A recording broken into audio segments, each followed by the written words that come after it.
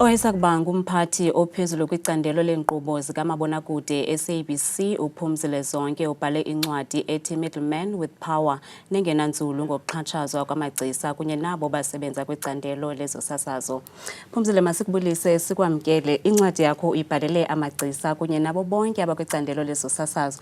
Ude uthi ipokoto ziqoqokile kude siyasebenza kutheni usibhenca nje ba asinamali. Kunzima phandle apha. Well injalo kuyasokoleka shem and indima okanye imeko iartist eziphumela kuzo ayonto intsha into kudala kwakhalwa ngayo kodwa utshintsho alude libonakali. Le ncwadi ndiyibhalele lonto leyo ukuthi khe makhe siyiqwalasele ba kutheni lento kungekho utshintsho. Mhlawumbi ingaba isizathu into kuba qho xa kuthethwa ngale ntsokolo sokube kukho isiganeko esikhoyo, mhlambe sokube kukho umuntu oswelekileyo okanye kukho umuntu oxuthelwe izinto okanye kukho umuntu oneskandal esithile. Asikhe sihlale phansi sithwale iminqwazi yethu yokucinga sihlalutye the same way esihlalutya ngayo ipolitiki, the same way esihlalutya ngayo isport, the same way esihlalutya ngalo zoqoqosho. Why art and the heritage and the culture singenzi ngokufanayo? So le ncwadi into yenzayo idecide uba yazi ntoni makhe singaxoxi xa iartist ityhola iproducer okanye ityhola ibroadcaster and kuthiwe sine emotions and nazo imanagers okanye iproducers zityhola iartist ngoba emotional nangongakwazi ukuphatha imali batye bayisolele entloko xa izinto zihamba kakuhle. Makhe sijonge le value chain yale industry ihamba njani, i-strategic management sayo sihamba njani, impatho yayo ihamba njani, imali iqala phi iyophela phi, ngobani efikelela kwizandla zabo le mali. If sibana lo conversation sibe honest ngayo, isiqalo sempucuko notshintsho luqala ngolo hlobo and le ncwadi ingenanzulu kuloo nto leyo. Kule miqobo Phumzile uthetha ngayo nokungabikho kotshintsho xa ubona wena ingaba mhlambi ingxaki kwi-middleman? So italent icimba fana uba i-middleman i-production company. I-production company icimba i-middleman yi-broadcaster. Similarly kwi-music, i-artist icimba yi-record label icimba zi-streaming platforms. Nathi njengababhali, i-authors zityhola bani? Zityhola i-publishers. Publishers zithi ayonto yam le, ezavenkile zithengisayo zizo zimosha yonke le nto lena. Mna ke ndingena apho ndithi kahle ngubani lo middleman? Ndine-chapter pha ku-chapter 6 and ndithi so what? Ngubani le middleman? Siyamdinga lo middleman, nguye otya le mali. Uba uyayitya le mali thina silelele ntoni? Kulapho ke ndithi ke mna ke akukho right no wrong but masiyivule siyibhentsise ngokubala so that siyazi uba ingxaki ilele phi. Uthi kule ncwadi yakho singabantu sesiyiqhelile into yokubona amagcisa esisokola ngendlela engummangaliso nangoku sandubona uMama uNandi Nyembe ekhala eSimantshiyane. Ingaba mhlambi uluntu ikhona indima elinothi luyidlale ukutshintsha le meko? So inobuzaza ngahlobo lento yokuba ngaba i-industry ngokupheleleyo nayo ayisafani nakuqala, itshintshile. Sekukho lento kuthiwa yi-social media platforms ngoku, la makhasi onxibelelwano, and sekukho nezikhalo zento ubana ngaba ngumlingisi weqonga, italente yakho ayonelanga, kufuneka ube ne-followers ezilinani elithile ukuze ukwazi ungena.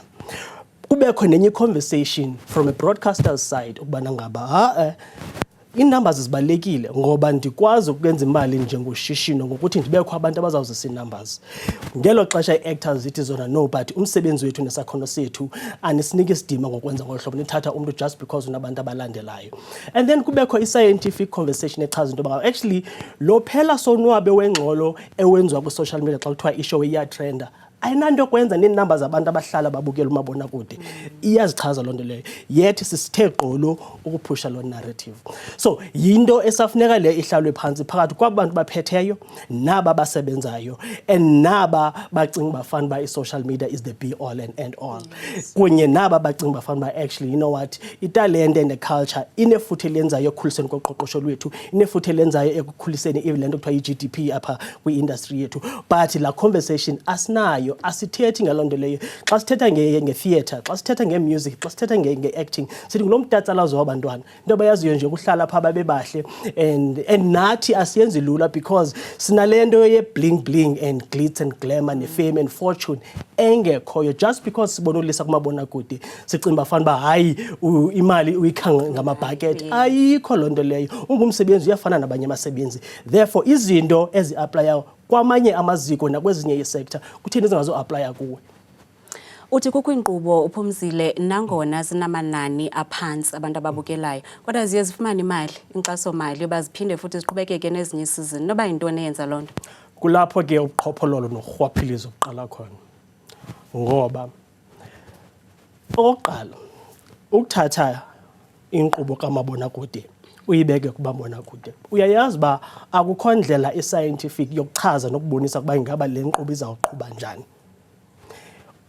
Isigqibo sokuyithatha kwethu sixhomekeke kwindlela eperforme ngayo enye inkqubo efana nayo ebesikhe sayifaka kulaa nqunyo okanye kwesa slot previously. Loo nto ithetha uba kukho i-subjectivity eyenzekayo. But ke kwangaxeshanye abantu xa bezidifenda baye bathi no, but awukwazi ukulandika, awukwazi uyimejarisha loo nto leyo, and awukwazi uvele uthathe umuntu ongamaziyo okanye inkqubo ongayaziyo ukhuphe inkqubo oyaziyo. Ndithi but akudinganga noba utyhole umntu uthi lo mntu lona nguye utyayo okanye nguye orhwaphilizayo. Into efunekayo funeka ujonge uba ingaba le nkqubo lena siyifake apha nena abantu abayibukeleyo bangaphi. But instead xa uyijonga le nto ufumanisa into yokuba abantu abayibukelayo bayehla, abantu abathengisa kule nkqubo bayehla, kodwa ibhajethi engena kule nkqubo iyenyuka, nto leyo ethetha uba kukhona ukubetha amanzi. And into eyenza kube buhlungu kakhulu ukuba i-industry lena iphethwe ngamaziko ambalwa, kodwa abantu abaqulunqa inkqubo bayintswahla, baninzi, bagcwelisa indawo yonke. Nto leyo yenza uba kube nzima uba abantu babathini, mabakwazi ungena nabo, bakwazi ukucreate amathuba emisebenzi nezinye actors, nezinye presenters, nezinye musicians zikwazi ukuxhamla. Phumzile, enkosi kakhulu bhuti, siyabulela ngexesha lakho. Alala.